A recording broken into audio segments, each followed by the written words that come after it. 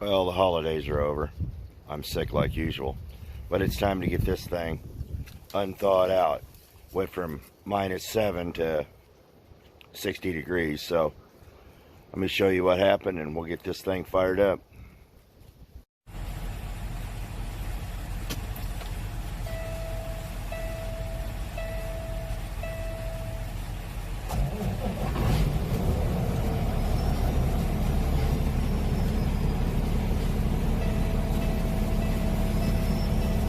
I had it plugged in, but I don't know if it did anything. I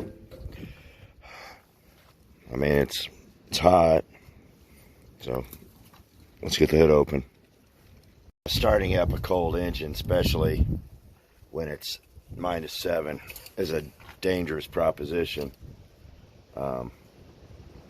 You can really damage a lot of things. Last thing you want to do is just crank it over. So let's go look in the tanks real quick. Despite the fact it's been above freezing for a couple of days now, still want to look inside the tank and see if it's milky. I did put some treatment in here though, and it's looking pretty good. I'll check the other tank here. Ooh, that's a different story. If you look in there, you can see a little bit of milkiness, but for the most part, it's just right there floating around on top, so that should be fine. Like I said, it does have treatment in it, but we'll just go with it from there. This is on the north side, so it would make sense that this one would be the one that wouldn't thaw out. But what I'm not really going to worry about it is it draws the main amount of fuel off the passenger side tank, and it seems like it returns into the passenger side, so the driver's side tank looks great. We are a little low on coolant, and that's because we had a cold water leak.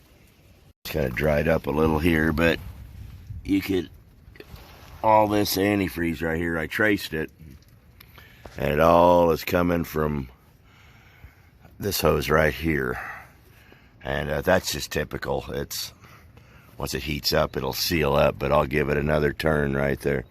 It's just plastic parts and silicone parts, and yeah, it's just par for the course. Cold water leaks are just one of those things that you just have to learn to live with, especially on these modern trucks. Didn't think there'd be pressure in there. Oh, weird.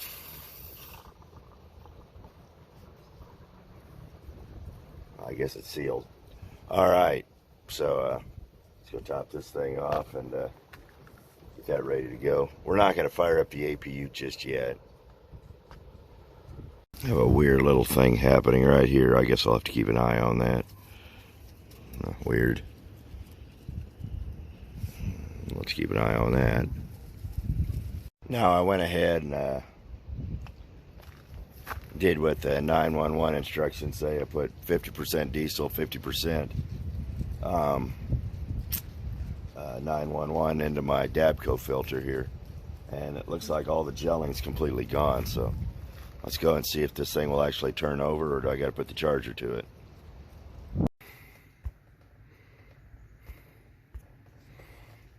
All right, let's turn the key. Let's just turn that off. All right. Let it sit for a minute.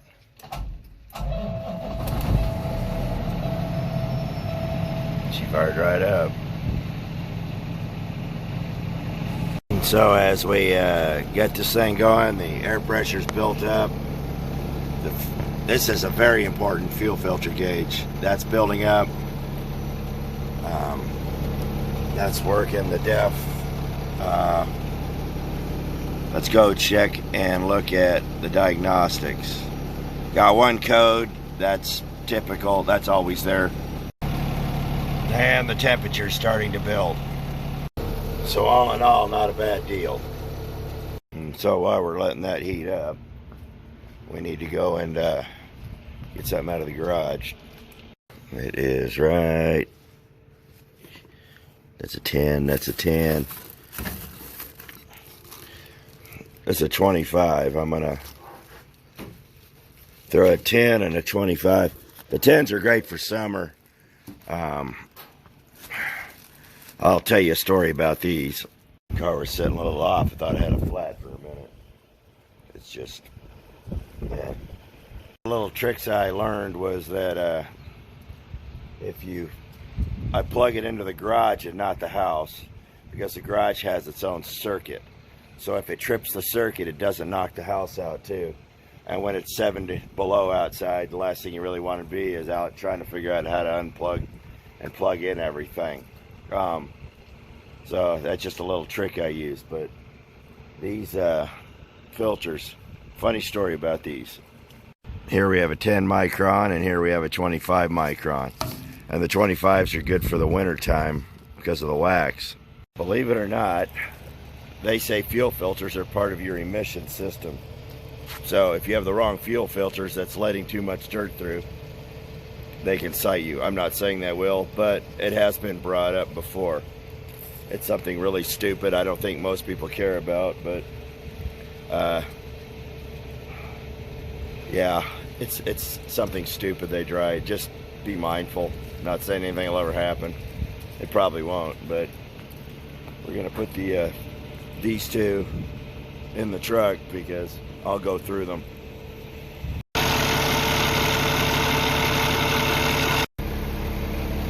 So that gauge is doing good still, and all that seems to be doing well. Let me get this thing buttoned up and then I'll talk about the APU. So if we got cold water leaks, we also have cold air leaks, and I forgot about this guy.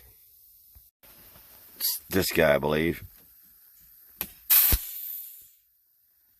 It's one of these three. They're notorious for leaking. Horrible design. Never had a truck where those didn't leak, and they're like $200 a piece, so I probably could find them cheaper, but they're very expensive switches, so once it heats up, they quit leaking, so I don't worry about it. They're right next to the heating vent. Just turn it on and let them get warm, and they'll quit leaking. So why didn't I fire up the APU? Well, a couple reasons. It draws out of the tank where it's still a little milky in there, but I don't have any extra filters for it. It's not something it's been a calamity. I'm about this far from just taking it off and chucking it. But let's look inside. But it should be all right. I don't see anything appearing to be leaking, and doesn't appear to be anything but a zip tie falling out the bottom. So, oh, and a fuel leak. Oh, goody. But yeah, it should be all right. It's coming out of the south, so it's all warm air, so it'll be all right. But take it from me, if you're gonna buy an APU, spend the money and buy new. Don't do what I did. I truthfully haven't saved hardly any money with all the repairs and downtime and stuff I've had with it. Buy a new one. Don't do what I did. So it's been a couple days. My voice is coming back. And now we're gonna try to get this APU started. Sitting here looking at this tank again, and fuel's clear, so we're good there. You remember the other day the fuel was milky. So let's open this up real quick, look inside, check it one more time. I mean, everything appears to be fine. I don't see anything wet back there, other than the same stuff we saw the other day. So that's good. I had to pop the hood to get to the water valves. I hate this time of year because everything gets wet, and this right here is something that always leaks. And I had to talk with a mechanic about that. He says these new trucks leak right there, so I don't know what to do other than carry a lot of brake clean because everything is new here. Replaced quite literally everything. So Let's turn the valves on here. So, see, turn this one on and turn this one on back here. All right. Okay, so we're in here, so let's turn this on. And put that on standby. No. We'll do that just to make it fire. She's getting ready to go. Let's see what happens here.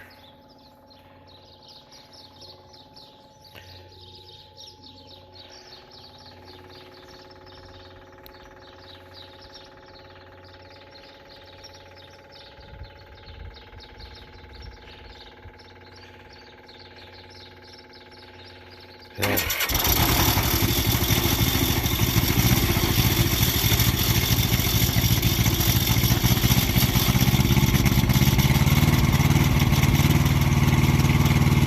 So we'll let it charge up for a little while, and when it shuts off, I'll go in and turn it back off, but we'll just let it run and get itself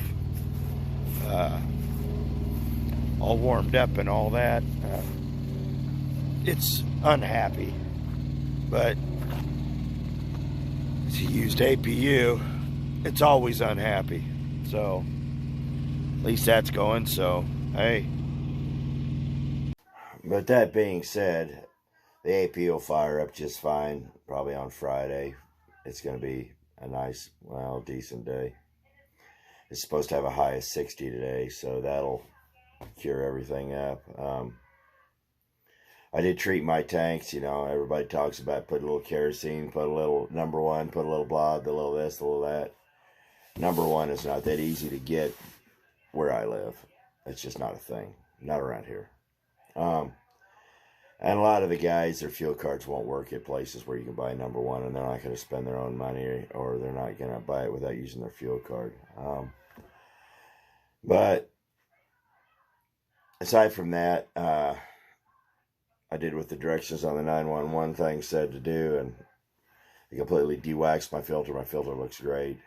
It's all warm, and the truck's good to go. So I was really glad it fired up. So I'll go ahead and, like I said, probably in a couple of days. I'm going to be home a few more days, so I can get this taken care of and get a little more rest, and then I'll be back hard at it for the start of the year. So, but anyhow, getting thawed out, sometimes you just have to take a few steps and look over a few things. Don't go in there and just crank on it. You can do a lot of damage. So, just a little video of me getting thawed out. So I appreciate it. Thanks for watching. See you next video.